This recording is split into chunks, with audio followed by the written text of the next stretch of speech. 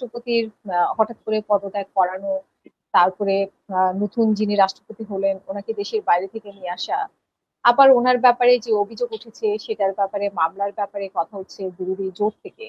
কিন্তু আমরা সরকার থেকে সেরকম কোনো উদ্যোগ দিচ্ছি না, যেটা আমাদের আজকে স্বরাষ্ট্রমন্ত্রীও বললেন যে রাষ্ট্রপতির বিরুদ্ধে ফৌজদারি মামলা করা যায় না, এবং আইনমন্ত্রীও সেরকমই বলছেন যে যে অভিযোগ উঠেছে সেটা খতিয়ে দেখবে।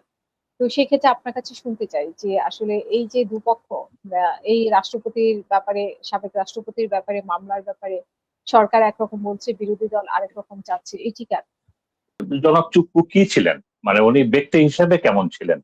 আহ, তো উনি কি বিতর্কের ঊর্ধ্বের কোনো মানুষ? ওনার কি ওই লেভেলের একটা সম্মান ছিল রাষ্ট্রপতি হওয়ার আগে? কারণ রাষ্ট্রপতি তো একটা বড় বিষয়। দেখেন, ইন্ডিয়ার রাষ্ট্রপতি ছিল, ভারতের রাষ্ট্রপতি ছিল এপিজে আবুল কালাম আজাদ। এবং যে ডক্টর এপিজে আবুল কালাম আজাদের অনেকগুলো বই পড়েছি আমি, এবং আমার খুব প্রিয় একটা পার্সোনালিটি, বিশেষ করে তার বইগুলা। তো আহ, আমাদের একজন রাষ্ট্রপতিকে তার উনি যে টেনিউরের জন্য উনি রাষ্ট্রপতি থাকেন, তাকে অনেকগুলো বিষয় থেকে ইনডেমনিটি দেওয়া হয়। দেওয়াই হয় ওই কারণে যে তিনি দলের ঊর্ধ্বে উঠে, আবেগের ঊর্ধ্বে থেকে শুধুমাত্র দেশ এবং নিঃস্বার্থভাবে দেশের জনগণের জন্য কাজ করবেন। কিন্তু উনি কি তাই করেছেন? করেন নাই।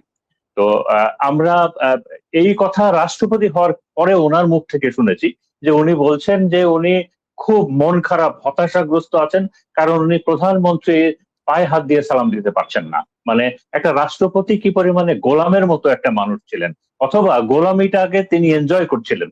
তো আমরা এরকম একটা লোককে নিয়ে কিন্তু কথা বলছি।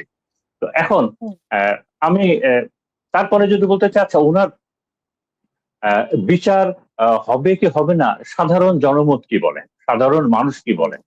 আহ, এবং এই একজন মানুষ চাইলে এই জুলাই বিপ্লবের 1400-র উপরে যে নিরীহ ছাত্ররা খুন হয়েছে, এটা বন্ধ করতে পারতো। প্রায় 30,000-এর মতো নিরীহ ছাত্ররা যে আহত আছে, উনি চাইলে এটা বন্ধ করতে পারতো। তো তো এই কারণেই বলছি যে জনমত কি বলে, আমরা কি চাই, দেশের মানুষ কি চায়, আর সব থেকে বড় কথা সরকার চায় কিনা, এটা ডিপেন্ড করছে শুধুমাত্র সরকারের উপরে। সরকার চায় কিনা। দেখেন, এরশাদও তো রাষ্ট্রপতি ছিলেন, এরশাদ রাষ্ট্রপতি ছিলেন, কিন্তু তখন প্রধানমন্ত্রী ছিলেন ম্যাডাম খালেদা জিয়া। তিনি চেয়েছিলেন যে এরশাদ একজন ক্রিমিনাল ছিলেন, ক্রিমিনালের বিচার হোক, বিচার হয়েছে, এরশাদ জেলে ছিল। তার মানে এটা ডিপেন্ড করছে আমার বিচারে যে সরকার চায় কিনা, সরকার চায় কিনা তার উপরে। এখন কথা থাকে যে সংবিধানে রাষ্ট্রপতিকে যে প্রোটেকশনটা দেওয়া আছে, যে আর্টিকেল 51 এর কথা বলা হচ্ছে, বাট আমি যতদূর বুঝি যে সংবিধানে আর্টিকেল 55 শুধুমাত্র তাকে একটা প্রোটেকশন দিচ্ছে ওই টেনিয়রের জন্য। উনি যতদিন রাষ্ট্রপতি ছিলেন ওই টেনিয়রটার জন্য দিচ্ছেন, তার আগের কোনো অপরাধের জন্য দিচ্ছেন না, তার পরের কোনো অপরাধের জন্য দিচ্ছেন না। কাজেই আহ এই উনি রাষ্ট্রপতি হিসাবে টেক ওভারের আগে ওনার যে অপরাধগুলো ছিল সেটার বিচার করতেও কোনো বাধা নাই আমার বিচারে।